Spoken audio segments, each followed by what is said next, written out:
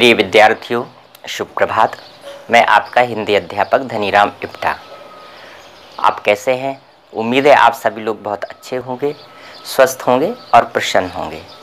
तो जैसा कि अभी बहुत सारे कमेंट आ रहे थे कि नया रास्ता एकांकी संचय के प्रश्नों के उत्तरों को कैसे लिखेंगे, इसके बारे में बहुत सारे कमेंट आए थे। तो इन सारे कमेंटों को देखने के बाद ये वीडियो बनाया जा रहा है कि आप लोगों को मैं बताऊंगा कि नया रास्ता और एकांकी संचय के प्रश्नों के उत्तर कैसे लिखते हैं। तो सबसे पहले आप ये बात समझ लीजिएगा कि जो आपका 9th या 10th क्लास है, तो इसमें जो भी प्रश्न के उत्तर लिखेंगे वो बोर्ड पैटर्न पर लिखेंगे, यानी बोर्ड जिस प्रकार से प्रश्नों के उत्तर चाहता है हम उसी प्रकार से लिखेंगे। तो इन प्रश्नों का एक प्रारूप है और उसी प्रारूप के आधार पर आपसे प्रश्न परीक्षा में पूछे जाएंगे। तो सबसे पहले आप ये समझ लीजिएगा कि आपकी जो परीक्षा है हाई स्कूल की, उसमें बोर्ड का पैटर्न क्या है, प्रश्न पत्र का पैटर्न क्या है, तो इसके बारे में आप जान लीजिएगा। सबसे पहले हम आपको बताएंगे। तो आप देखिएगा, जैसे कि ये बोर्ड पर आप देख पा रहे होंगे कि यहाँ पर एक प्रारूप दिया गया है आपका, कि जो आपका प्रश्न पत्र होगा ये 2 भागों में विभाजित होगा और इसमें होगा ये कि एक होगा सेक्शन ए और दूसरा होगा सेक्शन बी। तो सेक्शन ए में आपसे क्या क्या पूछा जाएगा ये आप देख पा रहे होंगे कि सबसे पहले आपसे एक प्रस्ताव लेखन पूछा जाएगा, जो कि एक निबंध ही होता है और इसके बारे में मैंने आपको पहले भी बताया था। ये आपका 15 अंकों का होगा। इसके बाद आपसे एक पत्र पूछा जाएगा जो कि औपचारिक या अनौपचारिक हो सकता है और ये आपका 7 अंक का होगा। इसके बाद आपसे अपठित गद्यांश पूछा जाएगा जो कि 10 अंक का होगा और इसके बाद आपसे पूछी जाएगी ग्रामर, यानी जो आपकी व्याकरण है वो है, जैसे कि पर्यायवाची, विलोम शब्द, भाववाचक संज्ञा, लिंग, वाक्य अशुद्धि और शुद्धि, ये आपसे पूछा जाएगा। अब हम बात कर लेते हैं यहाँ पर जो कि नया रास्ता है, एकांकी संचय है। अब हम बात करेंगे नया रास्ता और एकांकी संचय के बारे में। तो जैसा कि आपने जाना कि सेक्शन ए में आपकी ग्रामर आएगी और सेक्शन जो बी होगा, सेक्शन बी में आप लोगों की निर्धारित पाठ्य पुस्तकें जो आप पढ़ रहे हैं। तो आप लोग नया रास्ता और एकांकी संचय पढ़ रहे हैं, तो नया रास्ता और एकांकी संचय से ही संबंधित आपसे प्रश्न पूछे जाएंगे। जो नया रास्ता एकांकी संचय के प्रश्न हैं ये किस प्रकार से आएंगे आप इसको एक बार समझ लीजिएगा। तो इसे भी आप बोर्ड पर समझ लीजिएगा। तो देखिए, जैसा कि आप बोर्ड में देख पा रहे हैं कि इसमें लिखा हुआ है कि अपनी निर्धारित पाठ्य पुस्तकों में से किन्हीं 4 प्रश्नों के उत्तर लिखिएगा। तो आपकी जो पाठ्य पुस्तकें हैं वो है निर्धारित पाठ्य पुस्तकें, वो है नया रास्ता और एकांकी संचय। तो नया रास्ता में आपको 3 प्रश्न दे दिए जाएंगे और इन 3 प्रश्नों में से आपको केवल 2 प्रश्नों के उत्तर करने होंगे और इसके बाद आपको एकांकी संचय भी दी जाएगी और जिसके भी आप 3 प्रश्न होंगे, लेकिन आपको इसमें से केवल 2 प्रश्नों के उत्तर लिखने होंगे। तो जैसा कि आप बोर्ड पर देख पा रहे हैं कि आपको ये प्रारूप के तौर पर ये दिया गया है कि किस प्रकार से आपके प्रश्न आएंगे और किस प्रकार से आपको इसके उत्तर लिखने होंगे।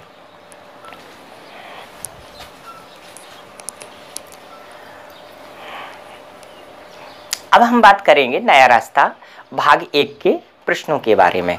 तो आपको अभी हम स्क्रीन पर दिखाएंगे कि नया रास्ता का जो आपका भाग 1 है उससे संबंधित प्रश्न किस प्रकार से है। जैसा कि आपने प्रारूप में समझ ही लिया होगा कि आपको एक प्रश्न दिया जाएगा, यानी प्रश्न केवल सीधा प्रश्न ही नहीं होगा बल्कि आपको उस प्रश्न से संबंधित छोटा सा एक संकेत दे दिया जाएगा, जैसा कि अभी हम आपको बताएंगे। तो वो संकेत आप पहले पढ़िएगा पूरा। वो संकेत आपका 2 पंक्तियों में, 3 पंक्तियों में भी होगा, आपको उसे पढ़ना है। केवल पढ़ने के बाद आपको ये समझ में आ जाएगा कि ये जो प्रश्न है आपका आखिर कहाँ से लिया गया है, यानी आपका जो भाग 1 है तो वो कौन से गद्यांश से आपका लिया गया है प्रश्न। उसे पढ़ने के बाद आप उसका उत्तर दे सकते हैं। तो जो प्रश्न होगा उस प्रश्न में, यानी एक जो संकेत दिया जाएगा, छोटा सा अपठित गद्यांश दिया जाएगा, उससे संबंधित आपसे 4 प्रश्न किए जाएंगे। जैसा कि अभी हम आपको जो नया रास्ता है, तो नया रास्ता की जो अभ्यास पुस्तिका है, अभ्यास पुस्तिका में प्रश्न दिए गए हैं, तो उसी तरह के प्रश्न आपके परीक्षा में आते हैं। ये जरूरी नहीं है कि जो नया रास्ता में प्रश्न है वही आपके एग्जाम में आ जाए। लेकिन हाँ, जो प्रश्न का आधार है, प्रश्न का जो तरीका है वो उसी प्रकार से होगा। तो मैं आपको आज नया रास्ता भाग 1 में जो प्रश्न हैं उनके उत्तर आपको बताऊंगा, और इसके साथ साथ जो आगे प्रश्न हैं उससे संबंधित मैं आपको एक PDF उपलब्ध कराऊंगा। और यदि आपको कोई प्रश्न में कोई समस्या है, या बहुत से ऐसे प्रश्न होंगे जिनके उत्तर आप खुद लिख सकते हैं, लेकिन बहुत से ऐसे भी प्रश्न होंगे जिनके उत्तर आप खुद नहीं लिख पाएंगे, तो जिन प्रश्नों के आप उत्तर नहीं लिख पा रहे हैं वो आप हमें कमेंट कर सकते हैं, या आप हमें डायरेक्ट कॉल भी कर सकते हैं, तो हम आपकी समस्या का समाधान करेंगे। तो आप ये वीडियो देखिएगा जिसमें आपके प्रश्नों के उत्तर बताए गए। तो प्रिय विद्यार्थियों, जैसा कि आप यहाँ स्क्रीन पर देख पा रहे हैं, ये है आपका नया रास्ता उपन्यास, जिसके प्रश्नोत्तर और अभ्यासकार हम लोग आज करेंगे। और इसमें जो प्रश्न आते हैं जिस प्रकार से, वो आपको बता दिया गया था पहले ही। तो यहाँ एक जो उसका एक प्रारूप दिया गया है, आप इसे समझिए। जैसे कि यहाँ लिखा हुआ है, मीनू के मुँह से अपनी प्रशंसा सुनकर नीलिमा दिल ही दिल में प्रसन्न हो उठी, परंतु उसे मीनू के दिल में छिपी पीड़ा का आभास था। तभी मीनू के भाई रोहित व नीलिमा की माँ ने कमरे में प्रवेश किया। यहाँ मैं एक चीज़ और बता देना चाहता हूँ, जैसे यहाँ पर मोह लिखा है, तो ये मोह तो मिस्टेक हो गई है, इसमें ये गलत टाइप हो गया है, ये ऐसा नहीं है। तो जो सही है वो मैं आपको यहाँ पर बता देता हूँ कि आपको इस प्रकार से लिखना है। तो आपने देख लिया कि जो मोह यहाँ पर गलत टाइप हो गया, वो इस प्रकार से लिख लीजिएगा। और जो नीलिमा है, तो यहाँ पर नीलिमा लिखा है, लेकिन नीलिमा है, जो सही नाम है वो नीलिमा है, जो कि हमने आपको यहाँ पर ये बता दिया है। ये नीलिमा कुछ इस प्रकार से लिखा जाएगा। तो आइए अब हम देख लेते हैं इसके प्रश्न। तो पहला प्रश्न है, मीनू ने नीलिमा की प्रशंसा किस प्रकार की थी। और इसके बाद जो दूसरा प्रश्न है वो ये है, आभास का अर्थ बताइए। नीलिमा ने मीनू की छुपी पीड़ा का ध्यान हटाने के लिए क्या किया। तीसरा प्रश्न है, मीनू के भाई रोहित व नीलिमा की मां के कमरे में प्रवेश होते ही वातावरण में किस प्रकार का परिवर्तन आ गया। और अंतिम प्रश्न है इसका कि मीनू प्रसन्नचित्त भागी भागी अपने घर क्यों चली गई, समझा कर लिखिए। तो इसमें जो पैराग्राफ आपका दिया गया है ऐसा ही होगा, यानी जितने भी प्रश्न होंगे तो इस प्रकार के आपको 3 प्रश्न दिए जाएंगे। और इन 3 प्रश्नों में से, यानी जिस प्रकार से हमने एक प्रश्न ये दे दिया, यानी ये जो पैराग्राफ है, पैराग्राफ के बाद ये जो 4 प्रश्न है, तो ये एक प्रश्न माना गया है। और इसमें जो पहला प्रश्न है ये 2 नंबर का, दूसरा भी 2 नंबर का होगा, और तीसरा और चौथा जो प्रश्न होगा ये 3-3 नंबर का होगा। यानी ये जो पूरा है पैराग्राफ और उसके बाद के जो 4 प्रश्न है ये 10 अंक के होंगे। तो अब हम ये जो प्रश्न है आपने देख लिए हैं कि इस प्रकार के प्रश्न आएंगे आपके। एक पहले छोटा सा पैराग्राफ दे दिया जाएगा और उसके बाद उसी पर आधारित आपसे 4 प्रश्न पूछे जाएंगे। लेकिन ये ध्यान रखिएगा कि ये पैराग्राफ केवल आपको ये याद दिलाने के लिए है कि ये भाग की कहानी क्या है, बस केवल इसका इतना ही रोल है और इसमें कोई भूमिका इसकी नहीं है। तो आपको जो पैराग्राफ है वो समझने पड़ेंगे, और पूरा का पूरा भाग, जैसा कि हमने आपको पहले वीडियो में एक्सप्लेन किया है, तो आपको पूरा का पूरा भाग आपको समझना है। और साथ में आपको आपकी जो पाठ्य पुस्तक है नया रास्ता की, उसको भी पढ़ना है। तो चलिए अब हम इसके जो प्रश्न हैं इसके उत्तर आपको बताएंगे। तो पहला प्रश्न जो है कि मीनू ने नीलिमा की प्रशंसा किस प्रकार की थी। तो आइए हम इसका उत्तर जान लेते हैं।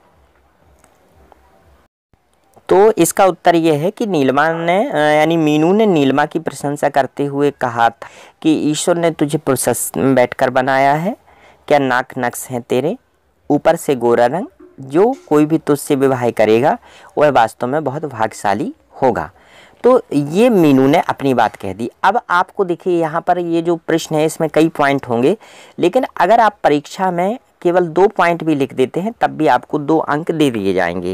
ये कोई आवश्यकता नहीं है कि आप बहुत ज़्यादा लिखें, बहुत ज़्यादा लिखने से कोई नंबर नहीं मिलेंगे। आपको नंबर मिलेंगे कि जो प्रश्न है उसमें जो पूछा गया है उसका उत्तर आपको लिखना है। अगर 3 नंबर का है तो 3 पॉइंट होने चाहिए, और अगर केवल 2 नंबर का प्रश्न है तो आपको 2 नंबर, यानी 2 नंबर के लिए 2 पॉइंट ही आपको लिखने होंगे।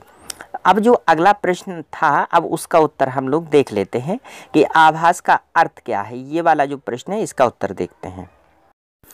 तो ये जो प्रश्न था कि आभास का क्या अर्थ होता है, और नीलिमा ने मीनू की छिपी हुई पीड़ा से ध्यान हटाने के लिए क्या किया था? तो इसका उत्तर कुछ इस प्रकार से है कि देखिए, आभास का अर्थ होता है महसूस होना, यानी फील हो जाना, किसी चीज़ को समझ लेना कि आखिर ये क्या है, अंदाज हो जाना। कई अर्थ होते हैं, लेकिन यहाँ पर जो आभास का अर्थ है वो है महसूस होना। तो आभास का अर्थ होता है महसूस होना। और नीलिमा ने मीनू की पीड़ा का ध्यान हटाने के लिए अनेक मुद्राओं में खींची गई अपनी सुंदर तस्वीरें दिखाईं। तो नीलिमा ने क्या किया था कि जब नीलिमा ने ये समझ लिया था कि मीनू बहुत परेशान है, तो उसे पहले तो उसकी तकलीफ़ समझ में आ गई, और फिर उसने क्या किया कि उसका ध्यान हटाने के लिए अपनी बहुत सारी सुंदर तस्वीरों को उसके सामने रखा और कहा, देखो ये जो तस्वीरें हैं मेरी, इसे आप देखो। तो मीनू का ध्यान वाकई थोड़ा सा हटा वहाँ से, जो वो सोचने लगी थी, उसका जो दुख था उस दुख से वो थोड़ा सा अलग हुई, और इसके बाद उसने तस्वीरों को देखा और उसकी बहुत प्रशंसा भी की। अब हम बढ़ेंगे तीसरे प्रश्न के उत्तर की ओर।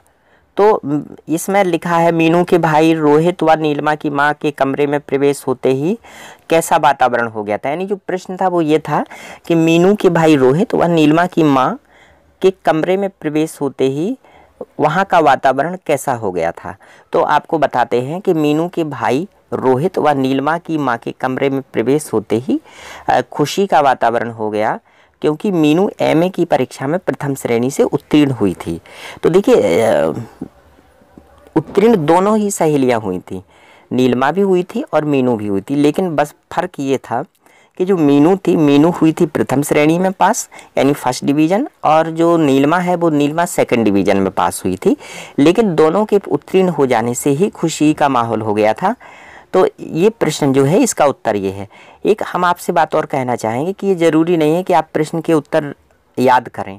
याद करना एक अलग बात होती है और याद रखना एक अलग बात होती है। तो आप याद रखिए केवल उसके संबंधित पॉइंट, यानी जो पूछा जा रहा है केवल उसे याद रखिए। तो आप अगर पूरा भाग अच्छे से पढ़ लेते हैं तो आपको सारे प्रश्नों के उत्तर अपने आप ही आ जाएंगे। आपको कोई भी प्रश्न याद करने की आवश्यकता नहीं होगी। और ये ज़रूरी नहीं है कि जैसा हम आपको बता रहे हैं आपको वैसा ही उत्तर लिखना है। आप इसे अपनी भाषा में भी लिख सकते हैं, आपकी जो अपनी लैंग्वेज है वो लिख सकते हैं, लेकिन बस फ़र्क ये है कि वो पॉइंट जो हैं वो अलग नहीं होने चाहिए, वो पॉइंट होना ही चाहिए उसमें। चलिए अब हम बढ़ते हैं, जो अंतिम इसका प्रश्न है, हम अंतिम प्रश्न को देखेंगे कि इसका जो उत्तर है वो क्या होगा। तो आप जो लास्ट प्रश्न है वो आप जानते ही हैं कि इसमें उत्तर जो है इसका वो ये है कि एमए की परीक्षा में प्रथम श्रेणी से उत्तीर्ण होने की खुशी में मीनू भागी भागी अपने घर चली गई। वह आज बहुत खुश थी। यानी जो प्रश्न था वो ये था कि मीनू भागी भागी अपने घर क्यों चली गई। तो मीनू अपने घर भागी भागी इसलिए चली गई थी क्योंकि एमए की परीक्षा में वह प्रथम श्रेणी से उत्तीर्ण हो चुकी थी, और प्रथम श्रेणी से उत्तीर्ण होना ही उसके लिए बहुत बड़ी बात थी। और चूँकि उसने मेहनत भी बहुत की थी तो इसलिए वो प्रसन्न हुई और भागी भागी अपने घर चली गई। और उसके पहले जो वो तमाम उसके मन में जो चल रहा था, वो बहुत दुखी थी, परेशान थी, तो वो सारी की सारी जो दुख है, पीड़ा है, वो थोड़ी देर के लिए उसकी दूर हो गई। और नीलिमा को भी अच्छा लगा और उसने एक गीत भी गुनगुनाया था कि कभी सुख है कभी दुख है, इस प्रकार से उसने गीत भी गुनगुनाया था। तो प्रिय विद्यार्थियों, ये आपके जो प्रश्न थे, यानी पहला जो पैराग्राफ था उससे संबंधित जो प्रश्न थे उसके उत्तर हमने आपको आज बताए हैं, और इसके आगे के जो उत्तर हैं वो भी हम आपको अगली वीडियो में बता देंगे। लेकिन आप आज इतने प्रश्नों को समझ लीजिएगा, और हो सके तो इसे आप अपनी वर्कबुक में, यानी जो नया रास्ता की आपकी अभ्यास पुस्तिका है, उसमें इसके उत्तर भी आप लिख लीजिएगा। और मैं आपको अगली वीडियो में इससे संबंधित और भी आपको जो प्रश्न हैं उनके उत्तर ज़रूर बताऊंगा। मुझे उम्मीद है कि वीडियो देखने के बाद आपको बहुत सारी चीज़ें समझ में आ गई होंगी। आपने जान लिया होगा कि आपको परीक्षा में प्रश्नों के उत्तर किस प्रकार से लिखने हैं, आप उनके उत्तर किस प्रकार से लिख सकते हैं। तो इसके साथ भी मैं आपको और भी वीडियो बना के दूंगा। जितने भाग मैंने आपको पढ़ाए हैं मैं उन सभी से संबंधित वीडियो आपको दूंगा। लेकिन आप एक प्रयास कर सकते हैं, जो भी प्रश्न आपको आते हैं उनके उत्तर आप ज़रूर लिखें। जो प्रश्न नहीं आते हैं वो आप हमसे पूछ सकते हैं। वीडियो के अंत तक बने रहने के लिए आपका बहुत बहुत धन्यवाद। आपने पूरा वीडियो देखा। उम्मीद है आपको वीडियो देखने के बाद बहुत कुछ समझ में ज़रूर आया होगा। मैं आपके लिए फिर लेकर आऊँगा कल एक नया वीडियो। तब तक के लिए आप प्रसन्न रहिए, मुस्कुराते रहिए और स्वस्थ रहिए। अनावश्यक रूप से घर से बाहर कभी ना निकलें, और अगर आपको घर से बाहर निकलना भी पड़े तो आप मास्क का यूज ज़रूर करें, अपने हैंड सैनिटाइज करें। अपना भी ध्यान रखें और सबका ध्यान रखें। आपका दिन शुभ हो।